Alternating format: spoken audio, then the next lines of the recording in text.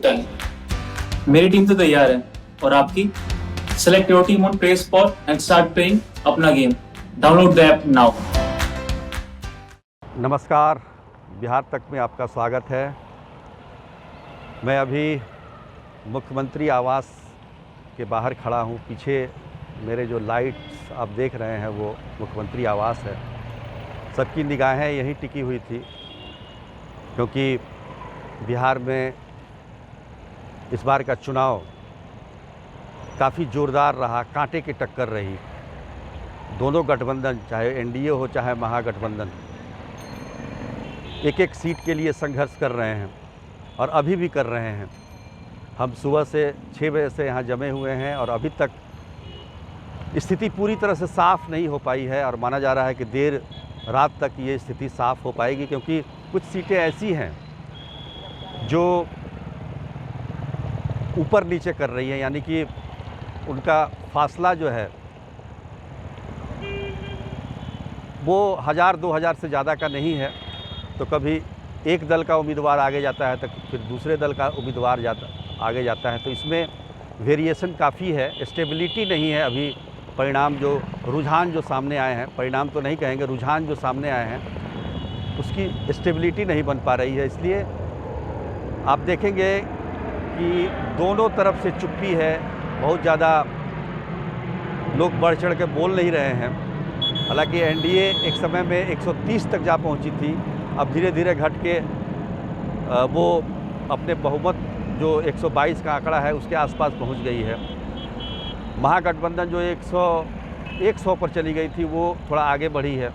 तो ये कहाँ पे जाके रुकता है ये देखना काफ़ी दिलचस्प होगा।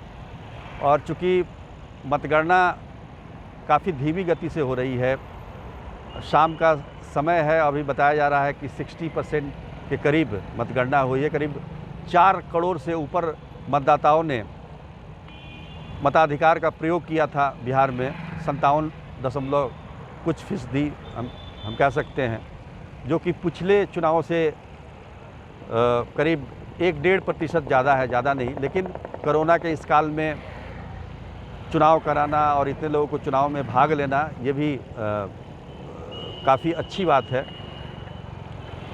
अब ये परिणाम जो हैं चुनाव आयोग के मुताबिक इसको आने में देर रात भी हो सकती है, क्योंकि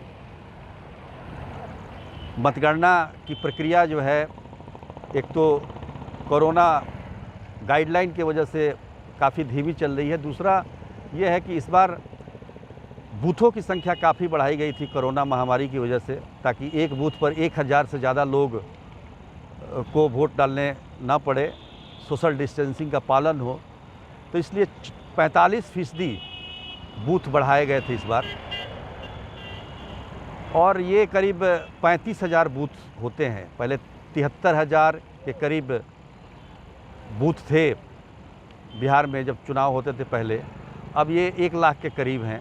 तो निश्चित तौर पर ईवीएम ज़्यादा बढ़ेंगे, बूथ ज़्यादा बढ़ेंगे, तो उसकी गणना करने में भी देरी होगी। और यही वजह है कि लगातार इसमें देरी हो रही है। आमतौर पर हम लोग देखा करते थे कि जब से ईवीएम से चुनाव होना शुरू हुआ है, परिणाम 3-4 बजे तक, शाम तक पूरी तरह से आ जाता था, और जो जीता वही सिकंदर की तरह ढोल बाजे नगाड़े अबीर गुलाल ये सारा कुछ दृश्य देखने को मिलता था। लेकिन इस बार ऐसा कुछ नहीं दिख रहा है। हाँ, जेडीयू और बीजेपी के कार्यालयों में कुछ जश्न मनाया गया, लेकिन अभी भी आरजेडी के कार्यालय में लोग जमे हुए हैं और एक एक सीट का आकलन कर रहे हैं, एक एक सीट बढ़ने पर चीयर्स कर रहे हैं। तो दूसरी तरफ एनडीए के कार्यकर्ता भी टकटकी लगाए बैठे हैं, लेकिन जश्न होगा। अब इसके लिए देर रात तक इंतज़ार करना होगा, क्योंकि इलेक्शन कमीशन का यही कहना है कि पूरी तरह से परिणाम आने में या तस्वीर साफ़ होने में अभी वक्त लगेगा।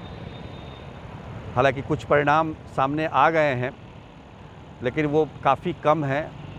अभी बहुत सारे परिणाम आने बाकी हैं, और कई विधानसभा ऐसे हैं जहां 50 से ऊपर राउंड होने हैं।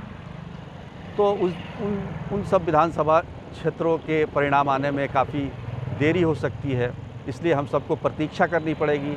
हम भी यहाँ मुख्यमंत्री आवास से प्रतीक्षा कर रहे हैं रिजल्ट का।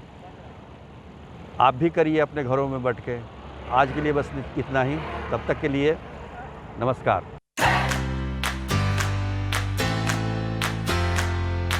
डन। मेरी टीम तो तैयार है और आपकी? Select your team on Play Spot and start playing अपना गेम। Download the app now.